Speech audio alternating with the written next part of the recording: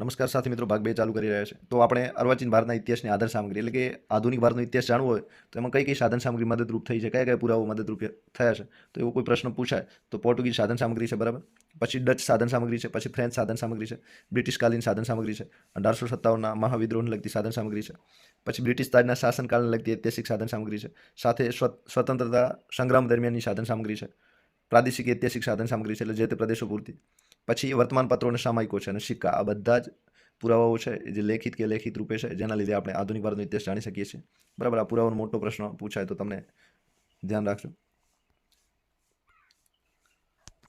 સાથે આપણે બ્રિટિશકાલીન સાધન સામગ્રીની ચર્ચા કરી દીધી છે પ્રથમ પ્રકરણમાં. હવે ઈસવીસન 1857 મહાવિદ્રોહને લગતી સાધન સામગ્રીની વાત કરીએ તો આ 1857 મહાવિદ્રોહ કયો છે ના કહેવું જોઈએ. સ્વતંત્રતાની એક ચળવળ હતી અને એક ભારતીય વીરોનું મહાન કામ હતું. તો ભારતમાં 1857 મહાવિદ્રોહ વિશે ખાસ કરીને સ્વતંત્રતા બાદ મોટા પ્રમાણમાં ઐતિહાસિક સાહિત્ય રચાયું છે, બરાબર. તો 1857 જે સૈનિક જે સૈનિકોએ સાહસ કરેલું, તો આજે મહાન સંગ્રામ હતો એ સાથે સંકળાયેલા દસ્તાવેજો ભારતીય પુરાતત્વ ખાતા તેમજ લંડનની કોમનવેલ્થ કચેરીના ગ્રંથાલયમાં આપણે મળી આવે છે.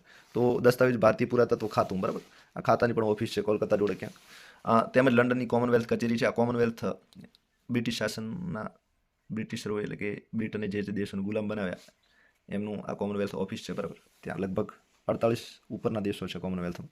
કચેરીના ગ્રંથાલયમાં સંગ્રહિત છે. તો આ મહાવિદ્રોહ વિશે સૌ પ્રથમ 1859માં સર સઈદ અહમદે લખાણ કર્યું હતું. તો આ સર સઈદ અહમદ ઇતિહાસકાર છે, બરાબર. તો એમણે 1859માં લખાણ કર્યું. ત્યારબાદ વીર સાવરકરે 1857 મહાવિદ્રોહને ભારતનો પ્રથમ સ્વતંત્રતા સંગ્રામ કહ્યો છે. તો વીર સાવરકરે 1857 જે મહાવિદ્રોહ હતો, જે સૈનિક સંગ્રામ હતો, એને ભારતનો પ્રથમ સ્વતંત્રતા સંગ્રામ કહ્યો છે, બરાબર. તો 1857નો સ્વતંત્રતા સંગ્રામ એવો પ્રશ્ન તમારે પૂછાય છે. પરીક્ષા ગાળવાળા જે પેપર ગાળવાળા છે એ પણ આનું નામ બદલશે, એટલે તમે 1857નું નામ યાદ રાખશો, આગળ પાછળ ગમે તે આપેલું હોય, બરાબર. તો 1857નો જે મહાવિદ્રોહ હતો એને વીર સાવરકરે ભારતનો પ્રથમ સ્વતંત્રતા સંગ્રામ કહ્યો છે, બરાબર. અને એમણે ભારતનો પ્રથમ સ્વતંત્રતા સંગ્રામ એવું કરીને પુસ્તક પણ લખ્યું છે. તો તમે ખાસ યાદ રાખશો કોણે લખ્યું છે, તો કે વીર સાવરકરે, બરાબર. સાથે વીર સાવરકરની અભિનવ ભારતને આવી બધી ઘણી બધી સંસ્થાઓ છે. પછી બીજું સુરેન્દ્રનાથ સેને સૌથી મહત્વપૂર્ણ કહી શકાય. તેઓ 1857 નામનો ઐતિહાસિક ગ્રંથ લખ્યો છે, બરાબર. સુરેન્દ્રનાથ સેનનો આ ગ્રંથ યાદ રાખજો, 1857, એ પણ ખૂબ મહત્વપૂર્ણ છે. પછી વીર સાવરકરનો ભારતનો પ્રથમ સ્વતંત્રતા સંગ્રામ, એ પણ ગ્રંથ મહત્વનો છે. સૌ પ્રથમ કોણે લખ્યું હતું, તો કે સર સઈદ અહમદે, બરાબર.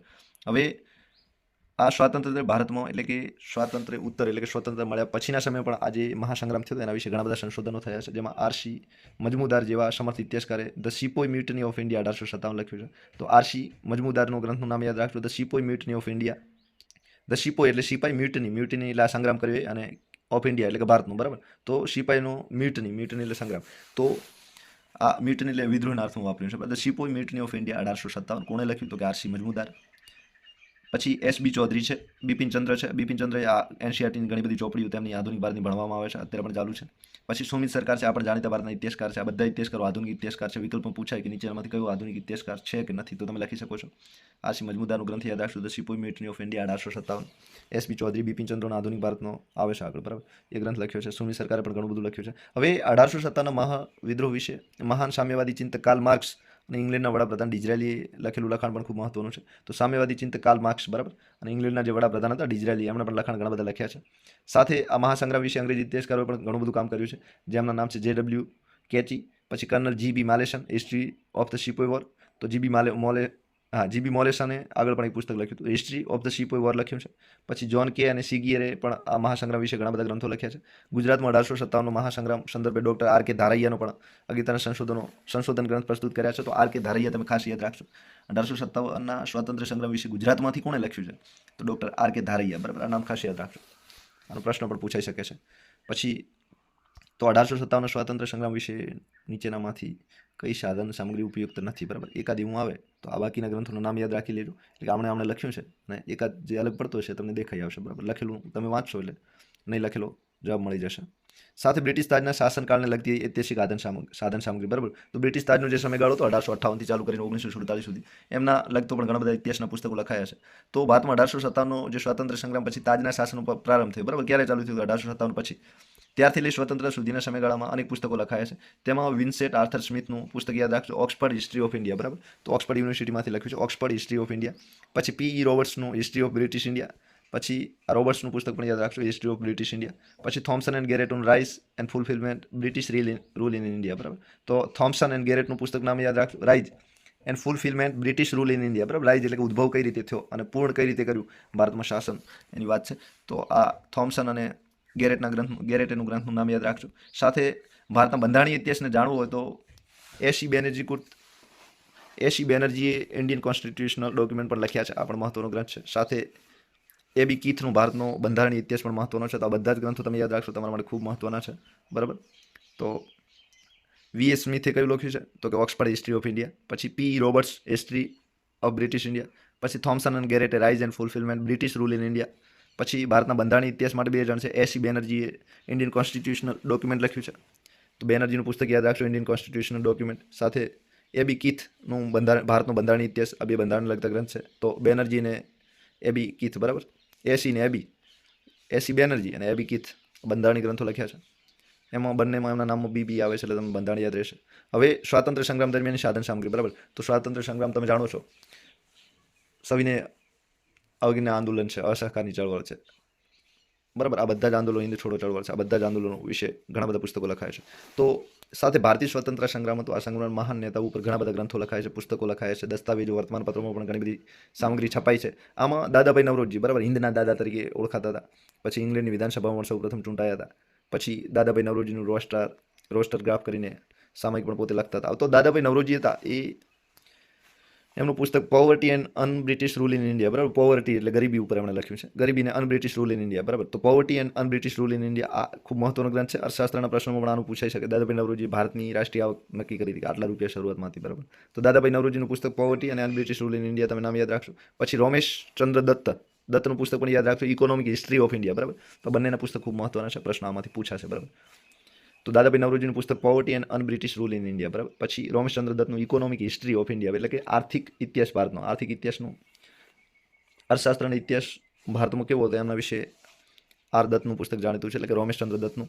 સાથે પટાભી સીતારામૈયા, તો આ પટાભી સીતારામૈયા ઉપવાસ માટે જાણીતા છે, બરાબર. તો એમનો ગ્રંથ history of Indian National Congress, બરાબર. History of Indian National Congress, તો જે આપણી કોંગ્રેસ હતી એ વખતની કોંગ્રેસ, બરાબર.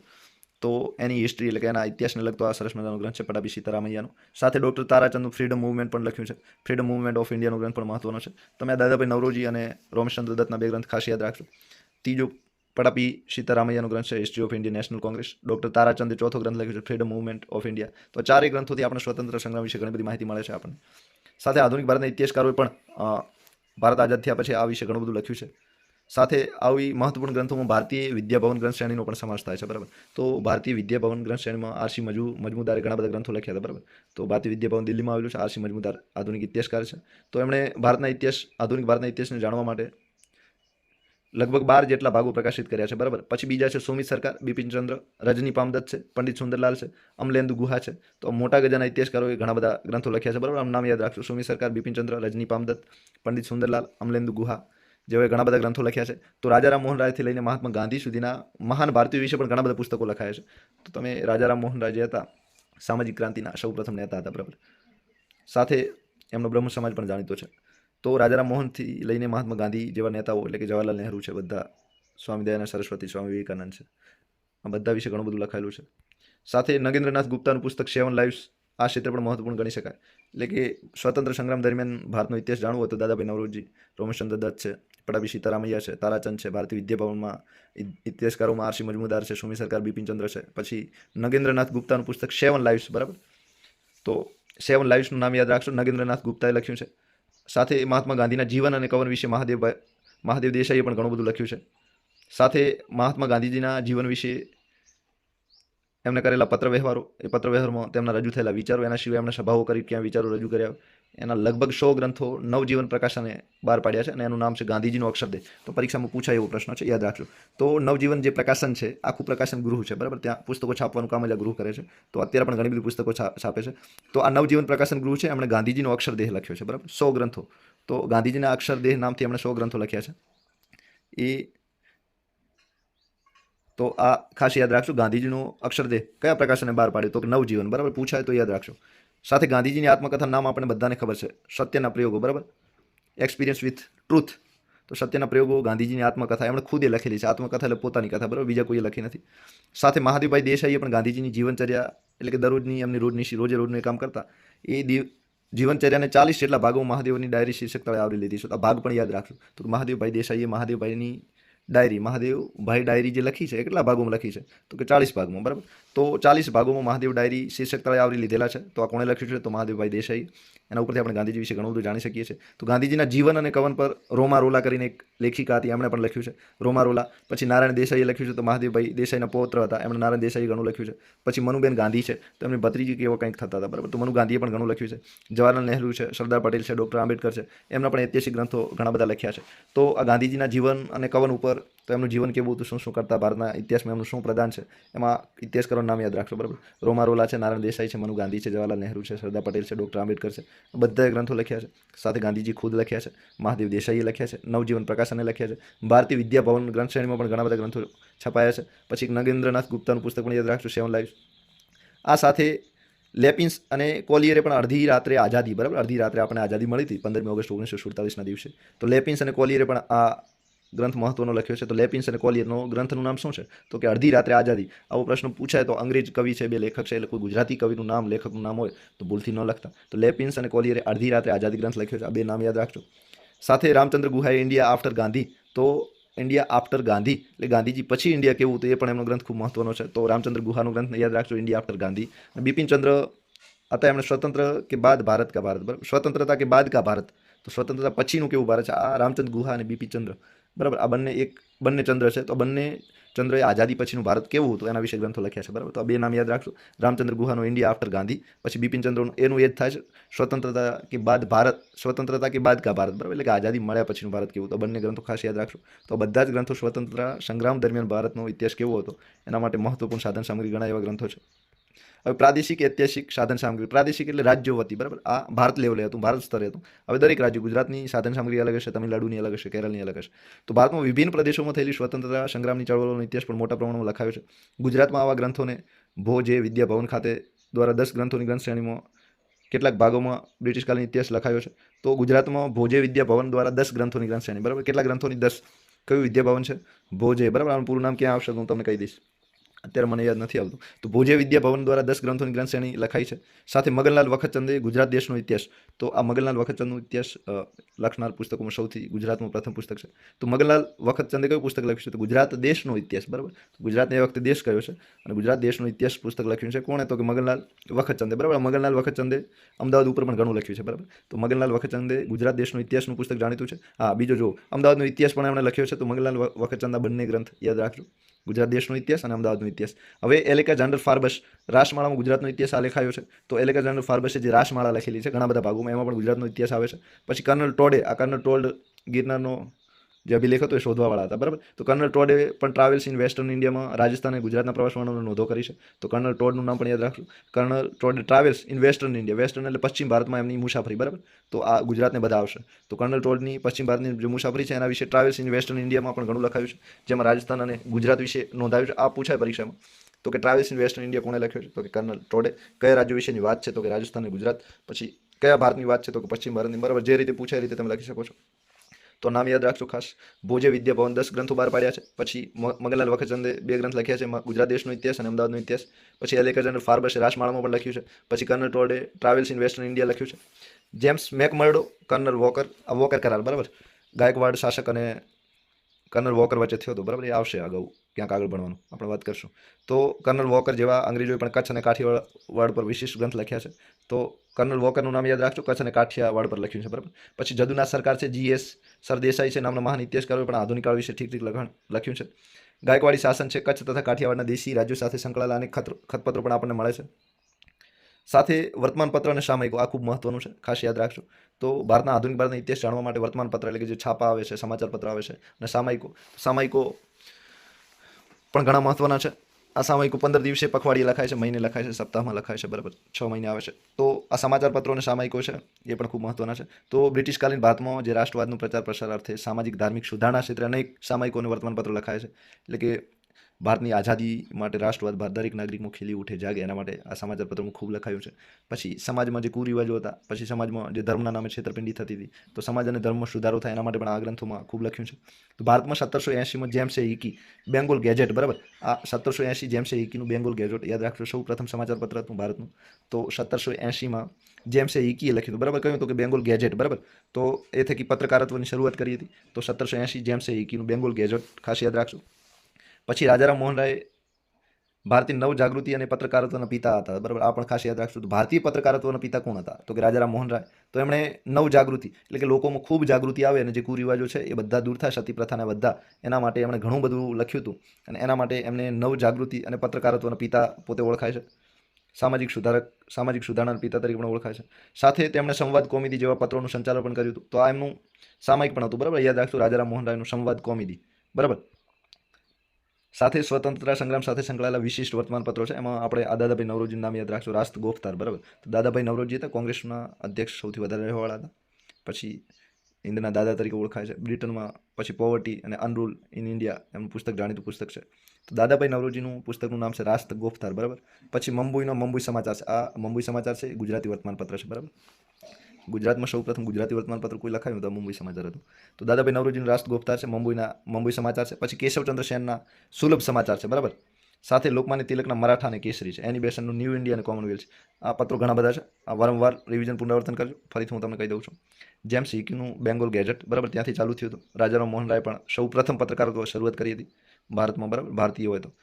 તેમણે સંવાદ કોમેડીમાં લખ્યું છે. કોણે? તો કે રાજારામ મોહન રાય. પછી દાદાભાઈ નવરોજીનું રાષ્ટ્ર ગોફતાર કરીને સામાયિક છે. પછી મુંબઈ શહેરમાં મુંબઈ સમાચાર લખાયું હતું. પછી કેશવચંદ્ર સેન હતા, એમણે સુલભ સમાચાર લખ્યું હતું. આ કેશવચંદ્ર સેનના નામ ઉપરથી સુલભ યાદ રહેશે. પછી લોકમાન્ય તિલક મરાઠા અને કેસરી આ બે ગ્રંથ લખ્યા છે. તો મરાઠા અંગ્રેજીમાં છે અને કેસરી મરાઠી ભાષામાં છે, બરાબર. કેસરી એટલે સિંહ એવું કંઈક થાય છે, સિંહ કે વાઘ. તો આ મરાઠા અને કેસરી લોકમાન્ય તિલકે લખ્યા હતા. સાથે એની બેસન્ટ જે લોકમાન્ય તિલક અને એની બેસન્ટે 1905માં જે ચળવળ થઈ સ્વતંત્રતા માટેની ચળવળ, એમાં એમના બંનેના મુખ્ય નેતાઓ હતા, હોમ રૂલ લીગના, બરાબર. તો એની બેસન્ટનું ન્યૂ ઇન્ડિયા અને કોમનવેલ્થ આ બંને સામયિકો જાણીતા છે. એક ન્યૂ ઇન્ડિયા છે ને એક કોમનવેલ્થ છે, બરાબર. પછી બારિન્દ્ર અને અરવિંદ ઘોષ. તો અરવિંદ ઘોષ હતા આપણે જે આશ્રમ સ્થાપિત થયો એ, અને એમના ભાઈ બારિન્દ્ર. તો બારિન્દ્ર અને અરવિંદ ઘોષે યુગાંતર લખ્યું હતું, બરાબર. આમનું યાદ ગ્રંથ સામયિકનું નામ યાદ રાખજો. તો યુગાંતર કોણે લખ્યું હતું? તો કે યુગાંતર જે હતું એ બારિન્દ્ર અને અરવિંદ ઘોષે લખ્યું હતું, બરાબર. સાથે યુગાંતર સાથે સંધ્યા પણ લખ્યું હતું, બરાબર. તો યુગાંતર અને સંધ્યા બારિન્દ્ર અને અરવિંદ ઘોષ આ બંને ભાઈઓનું પ્રકાશનનું સામયિક હતું. હવે ઈશ્વરચંદ્ર વિદ્યાસાગર. તો કન્યા વિદ્યાલયો ખૂબ ઈશ્વરચંદ્ર વિદ્યાસાગરે ખોલી હતી. ઈશ્વરચંદ્ર વિદ્યાસાગરનું સોમપ્રકાશ, બરાબર, આ નામ યાદ રાખજો, સોમપ્રકાશ. સોમપ્રકાશ સામયિક કોણે લખ્યું? તો કે ઈશ્વરચંદ્ર વિદ્યાસાગર. પછી સ્વામી વિવેકાનંદનું પ્રબુદ્ધ ભારત આ પૂછાઈ શકે છે, બરાબર. પ્રબુદ્ધ ભારત કોણે લખ્યું? તો કે સ્વામી વિવેકાનંદ. પછી મોતીલાલ ઘોષ અમૃત બાજાર પત્રિકા, બરાબર. તો મોતીલાલ ઘોષની અમૃત બાજાર પત્રિકા છે. પછી મહાત્મા ગાંધીનું યંગ ઇન્ડિયા અને હરિજન. આ મહાત્મા ગાંધીના પણ બે યાદ રાખજો, યંગ ઇન્ડિયા અને હરિજન. આ બે સમાચાર પત્ર કે સામયિક કોણે લખ્યા હતા? તો કે મહાત્મા ગાંધી, બરાબર. તો આ એમનું મહત્વના છે, મહાત્મા ગાંધીના યંગ ઇન્ડિયા અને હરિજન. સાથે ભારતેન્દુ હરિશ્ચંદ્રની પત્રિકા હરિશ્ચંદ્ર, બરાબર. તો આ મેગેઝિન તો યાદ રહેશે, એમનું નામ ઉપરથી જ છે. તો ભારતેન્દુ હરિશ્ચંદ્રની હરિશ્ચંદ્ર પત્રિકા, બરાબર, પત્રિકા હરિશ્ચંદ્ર. સાથે મોતીલાલ નહેરુનું ઇન્ડિપેન્ડન્સ. તો આ ઇન્ડિપેન્ડન્સ યાદ રાખજો, મોતીલાલ નહેરુનું, બરાબર. પછી મૌલાના આઝાદનું અલ હિલાલ. તો આ મૌલાના આઝાદ આપણા શિક્ષણ મંત્રી હતા, બરાબર. તો આઝાદી બાદ તો મૌલાના આઝાદનું અલ હિલાલ, બરાબર. અને તેમજ હિન્દુસ્તાન ગદ્દર પાર્ટીનું ગદ્દર. હિન્દુસ્તાનની જે ગદ્દર પાર્ટી હતી, લાલા હરદયાલે આની સાન ફ્રાન્સિસ્કો અમેરિકામાં અને કેનેડામાં આની ઘણી બધી શાખાઓ ખોલી હતી 1915માં. તો એમનું હિન્દુસ્તાન ગદ્દર પાર્ટીનું ગદ્દર પણ યાદ રાખજો. તો આ ખૂબ જ મહત્વના છે અને વારંવાર વાંચી લેજો. જેમ્સ હિકીનું 1780નું બેંગોલ ગેઝેટ સૌ પ્રથમ હતું. પછી રાજારામ મોહન રાયે સંવાદ કોમેડી લખ્યું હતું. પછી દાદાભાઈ નવરોજીનું રાષ્ટ્ર ગોફતાર, મુંબઈના મુંબઈ સમાચાર, મુંબઈ શહેરમાં મુંબઈ સમાચાર. પછી કેશવચંદ્ર સેનનું સુલભ સમાચાર. પછી લોકમાન્ય તિલકના બે યાદ રાખજો, બે જોડકા છે. લોકમાન્ય તિલકના મરાઠા અને કેસરી લખ્યું છે. એની બેસન્ટ ન્યૂ ઇન્ડિયા અને કોમનવેલ્થ લખ્યું છે. પછી ગાંધીજીએ હરિજન અને યંગ ઇન્ડિયા લખ્યું છે. પછી બારિન્દ્ર અને અરવિંદ ઘોષે યુગાંતર અને સંધ્યા લખ્યું છે. પછી એની બેસન્ટ ન્યૂ ઇન્ડિયા અને કોમનવેલ્થ આ બંને લખ્યા છે. સાથે સ્વામી વિવેકાનંદનું પ્રબુદ્ધ ભારત, મોતીલાલ ઘોષનું અમૃત બાજાર પત્રિકા, મહાત્મા ગાંધીનું યંગ ઇન્ડિયા અને હરિજન, ભારતેન્દુ હરિશ્ચંદ્રની પત્રિકા હરિશ્ચંદ્ર છે. પછી મોતીલાલ નહેરુનું ઇન્ડિપેન્ડન્સ છે. મૌલાના આઝાદનું અલ હિલાલ છે, બરાબર. ગદ્દર પાર્ટીનું ગદ્દર. તો 4-5 તો એના એ જ નામથી યાદ રહેશે. પછી મહાત્મા ગાંધી છે, એની બેસન્ટ છે, આમના પણ તમને યાદ રહેવા છે. લોકમાન્ય તિલકનું પણ યાદ રહેશે. બાકીને યાદ રાખજો, હજુ ઘણા બધા સામયિકો બાકી છે. તારાચંદનું બાકી છે. હવે સિક્કા વિશે વાત કરીએ તો આધુનિક ભારતનો ઇતિહાસ જાણવામાં સિક્કા પણ ખૂબ મહત્વનો ભાગ ભજવ્યો છે. તો બ્રિટિશોએ ભારતમાં પોતાની સિક્કા પદ્ધતિ અમલી 1834થી ચાલુ કરેલી, બરાબર. તો બ્રિટિશોએ ભારતમાં સિક્કા ક્યારે ચાલુ કરેલા? તો ઈસવીસન 1834માં, બરાબર. સિક્કા તો એ વખત ના હતા, પણ અંગ્રેજોએ પોતાના રાજાઓના ફોટા છાપીને સિક્કાઓ ચાલુ કરેલા. તો તે પૂર્વે મુગલ બાદશાહોના સિક્કા હતા, જેમાં દામ અને રૂપિયા. તો મુગલ બાદશાહો સિક્કા દામ અને રૂપિયામાં બહાર પાડતા હતા. કંપનીના શાસનકાળ દરમિયાન સોનાના ગીની પ્રકારના તથા ચાંદી તથા ત્રાંબાના સિક્કા અમલમાં હતા, બરાબર. તો જે અંગ્રેજો હતા, એટલે કે કંપની શાસનકાળ દરમિયાન સોનાના ગીની પ્રકારના, બરાબર. સોનાના કયા પ્રકારના? તો કે ગીની, પછી ચાંદી અને ત્રાંબુ, આ ત્રણ ધાતુના, સોનું, ચાંદી અને ત્રાંબુ, એમાં સોનાના ગીની પ્રકારના સિક્કા કંપની ઈસ્ટ ઇન્ડિયા કંપની તેમણે ચાલુ કરેલા. પછી તાજના શાસનની શરૂઆત થઈ તો એમાં રાણી વિક્ટોરિયાના છબીવાળા અને વિક્ટોરિયા ક્વીન લખેલા સિક્કા પ્રચલિત હતા, બરાબર. આ તમે ફોટા જોઈ શકો છો. તો રાણી વિક્ટોરિયા હતા, બરાબર. રાણી વિક્ટોરિયાની છબી છપાયેલી હોય, અને આ તમે જોઈ શકો છો, બરાબર. આ સિક્કો છે જ અહીં. અને વિક્ટોરિયા ક્વીન, તો વિક્ટોરિયા રાણી એવું લખેલા સિક્કા આપણને ઘણા બધા મળે છે. પછી એડવર્ડ 7 કરીને જે ઇંગ્લેન્ડનો રાજા હતો, તો એડવર્ડ 7ના સિક્કા પણ આપણને મળે છે. એડવર્ડ 7 ભારતમાં બોડિયા રાજાના તરીકે ઓળખાતો હતો, બોડિયા, બરાબર. પછી રાજા જ્યોર્જ પંચમના સિક્કા તાજ અને શાહી પોશાકવાળા પણ પ્રચલિત બને છે. આ એવું પૂછાય કે સિક્કા પર કયા કયા ઇંગ્લેન્ડના રાજાઓના ફોટા છે, બરાબર. પૂછે નહીં, પણ કોઈ પૂછે તો વિક્ટોરિયા, એડવર્ડ 7, જ્યોર્જ પંચમ. તો આ જ્યોર્જ પંચમ ભારતમાં આવ્યા હતા, બરાબર. અને લોર્ડ લીટન એ વખતે દિલ્હી દરબાર ભર્યો હતો, અને ખૂબ ટીકાઉ થયેલી એ વખતે. સાથે ભારતમાં બ્રિટિશ પ્રાંતોમાં બ્રિટિશ સિક્કાનું ચલણ હતું. જ્યારે હિન્દના દેશી રજવાડાઓ રાજાઓ પોતાની રીતે સિક્કા બહાર પાડી શકતા, એટલે કે જ્યાં જે બ્રિટિશ પ્રાંત હતા, એટલે કે મુંબઈ હતા, કોલકાતા હતા, સુરત હતા, ત્યાં બધે બ્રિટિશરોના સિક્કા ચાલતા હતા. પછી દેશી રજવાડા હતા, એટલે કે ભારતીય રાજાઓ અમુક જગ્યાએ શાસન કરતા હતા, ગાયકવાડોના બધા, તો એમના પોતાના સિક્કા બહાર પાડતા. સૌરાષ્ટ્ર, કચ્છ અને વડોદરાના રાજાઓના અન્ય ભારતીય રાજાઓ દેવનાગરી લિપિમાં પણ સિક્કા ચલાવતા. આ દેવનાગરી લિપિ તમે જાણો છો, આપણે હિન્દી આ લિપિમાં લખાય છે, ગુજરાતી પણ આ લિપિમાં લખાય છે. તો સૌરાષ્ટ્ર અને કચ્છ અને વડોદરાના રાજાઓ પણ લખતા હતા. સાથે ભારતમાં આવેલી વિભિન્ન યુરોપીય સત્તાઓના આગમનથી ક્રમશઃ ભારતમાં પરિવર્તન થતું રહ્યું છે. છેવટે બ્રિટિશ ઈસ્ટ ઇન્ડિયા કંપનીએ 1757 પોતાના શાસનનો પ્રારંભ કરેલો. બ્રિટિશ સત્તા લગભગ 200 વર્ષ સુધી ભારતમાં રહેલી. સાથે ભાષામાં વિદેશી ભાષામાં ઐતિહાસિક સાધન સામગ્રી મળી છે, ભારતીય ભાષાઓ પણ મળી છે, ઘણા બધા પુરાવાઓ પણ મળ્યા છે, અને મોટા નેતાઓ વિશે પણ ઘણા બધા લખાણ થયા છે. આ બધી જ બાબતોને ધ્યાનમાં રાખીને ભારતીય ઇતિહાસકારોએ ઘણું બધું લખ્યું છે. તો બધા પુરાવાના નામ તમે યાદ રાખજો. ઐતિહાસિક સાધન સામગ્રી આપણે ઇતિહાસ જાણી શકતા નથી, તો આ બધા સાધનોના નામ લખી દેવાના. એ હોય તો આપણે ઇતિહાસને સારી રીતે જાણી શકીએ છીએ. પછી પોર્ટુગીઝ ઇતિહાસની સાધન સામગ્રી, તો ભારતીય વિદ્યાભવન દિલ્હી યાદ રાખશો. પછી એમનું લિસ્બન યાદ રાખશો. પછી ભારતીય બ્રિટિશ કાલીન ઇતિહાસ જાણવા માટે સાધન સામગ્રી, તો અઢળક સાધન સામગ્રી છે. લંડનમાં લાઇબ્રેરી હતી, ઇન્ડિયા ઓફિસ. પછી બધા ગવર્નર જનરલનો પત્રવ્યવહાર પણ જાણી શકો છો. પછી આર્થર સ્મિથના ગ્રંથોને બધા તમે જાણી શકો છો, ગેરાટે થોમ્સનના ગ્રંથોને બધા. પછી હવે ટૂંકા પ્રશ્નો ચર્ચા આપણે કરી લઈએ. તો રાષ્ટ્રીય અભિલેખાગાર ક્યાં આવેલું છે, બરાબર. તો બધા મિત્રોને જવાબ આવડતો હશે. જવાબ તમે કોમેન્ટ પણ કરી શકો છો. તો કે દિલ્હી. સુરેન્દ્રનાથ સેને મહાવિદ્રોહ અંગે કયું પુસ્તક લખ્યું, બરાબર. તો આ પુસ્તક મહત્વનું છે, એનું નામ હતું 1857, બરાબર. ભારતીય વિદ્યાભવન ગ્રંથ શ્રેણીના સંપાદક કોણ હતા, બરાબર. આ પ્રશ્ન પણ મહત્વનો છે, આરસી મજમુદાર, બરાબર. ઇતિહાસ વિશે એમણે ઘણા બધા ગ્રંથો લખ્યા હતા, 12 ગ્રંથો, બરાબર. 1857 મહાવિદ્રોહ પર સંશોધન કરનાર ગુજરાતી કોણ હતા, બરાબર. આ પણ પૂછાઈ શકે છે. તો રમણલાલ ધારૈયા, એટલે R.K. ધારૈયા, બરાબર. પછી ગાંધીજીનો અક્ષરદેહ, બરાબર, કોણે પ્રકાશિત કર્યો? તો કે 100 ગ્રંથોમાં નવજીવન પ્રકાશન, બરાબર. કોણે? તો કે નવજીવન પ્રકાશન. સરસ, થેન્ક યુ. આપ સૌનો આભાર. ચેનલને સબસ્ક્રાઈબ કરવા ન ભૂલતા. તમારા મિત્રો જોડે પણ શેર કરતા રહેજો. એક્ઝામ સાથી ચેનલ તમને જરૂર પસંદ પડશે, અને કોઈ સુધારા વધારા હોય તો કોમેન્ટ પણ કરી શકો છો. આપ સૌનો ફરી એક વખત આભાર. Thank you.